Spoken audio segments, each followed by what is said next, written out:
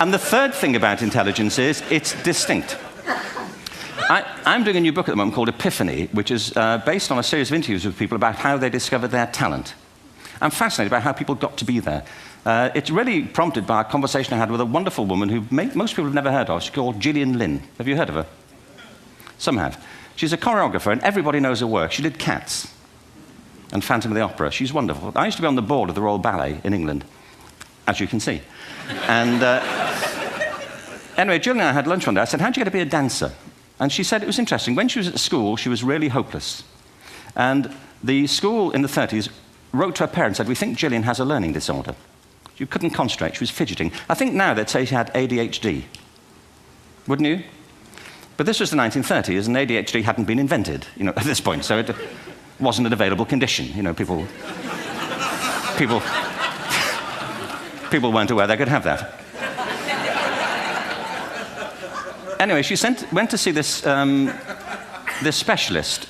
So this oak-panelled room, and she was there with her mother, and she was led and sat on this chair at the end, and she sat on her hands for 20 minutes while this man talked to her mother about all the problems Gillian was having at school.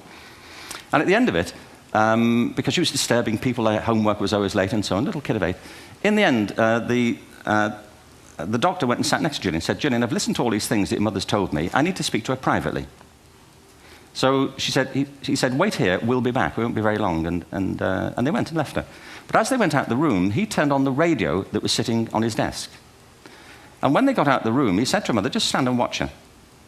And the minute they left the room, she said she was on her feet, moving to the music. And they watched for a few minutes, and he turned to her mother, and he said, Mrs. Lynn, Gillian isn't sick. She's a dancer. Take her to a dance school. I said, what happened? He said, she did. I can't tell you how wonderful it was. We walked in this room, and it was full of people like me. People who couldn't sit still. People who had to move to think. Who had to move to think.